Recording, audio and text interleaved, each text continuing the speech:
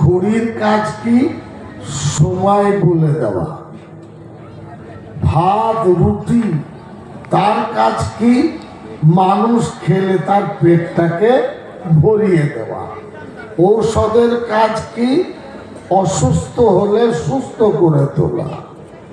এতগুলো উদাহরণ আমি দিলাম। ঠিক তেমনি ভাববেন, আমরা নিজে নিজে আল্লাহর কাছে কেউ আবদার করেছি কি? উত্তর দেন, কেউ করেছি? এটা কোনো কাস্ট নয়, একবারে জেনারেল কথা।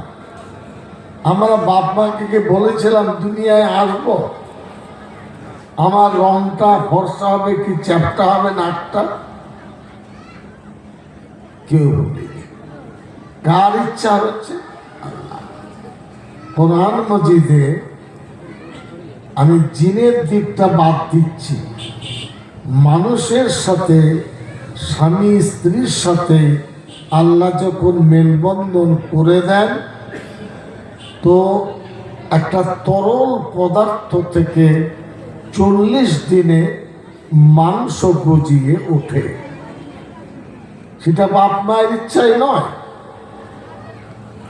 তারপরে তার সঙ্গে হাড় যুক্ত হয়। এই করতে করতে আস্তে আস্তে আকৃতির দিকে এগিয়ে যায়। যখন মানুষের আকৃতির পূর্ণতা ধারণ করে, আল্লাহর পক্ষ থেকে ফেরেশতারা তার অন্তরে রূহ এবং আত্মার ফুঁকটা দেন। যতদিন আত্মার ফুঁক দেওয়া হয় না, ততদিন নড়াচড়া করে না। প্রথম 40 দিনে মা বোঝেন না, ডাক্তার দেখিয়ে ধরা পড়ে, ওগো মা তুমি তো বোঝা নিয়েছো।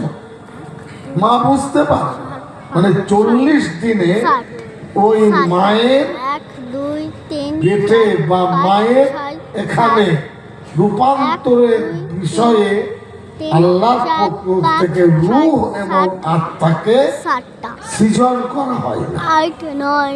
অনেক এমনও ঘটনা আছে যে বাচ্চা মৃত অবস্থায় জন্মায়, কোনো আব্বা আম্মা চাই না। কেন হয়?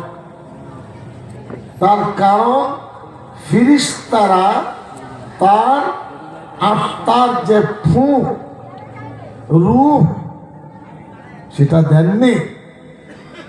বাবা মা জানার ক্ষমতা রাখে না।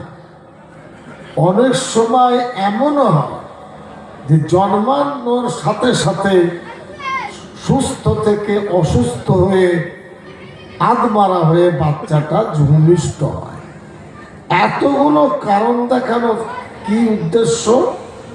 যে মানুষের হাতে জন্মটা নেই।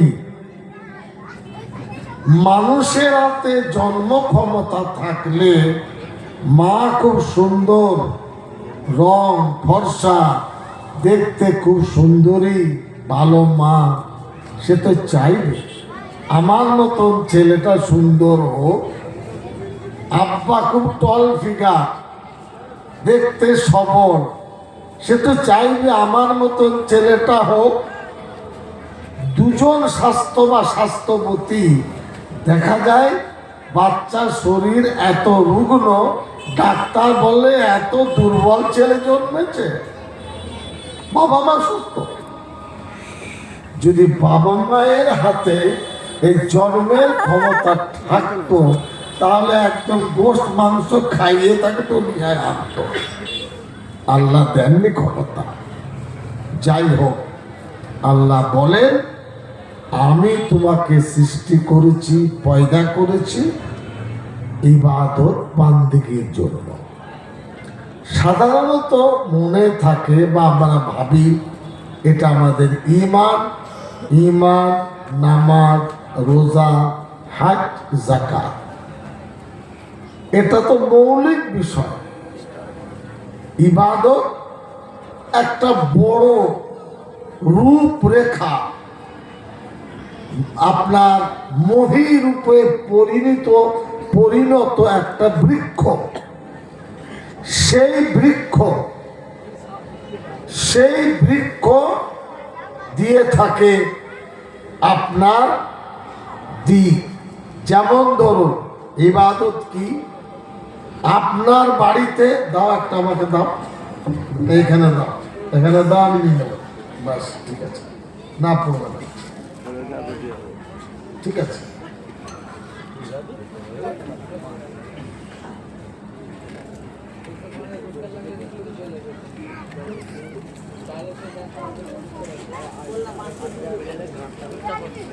ইবাদত বান্দিগির এই দিকগুলো আমি বলছি।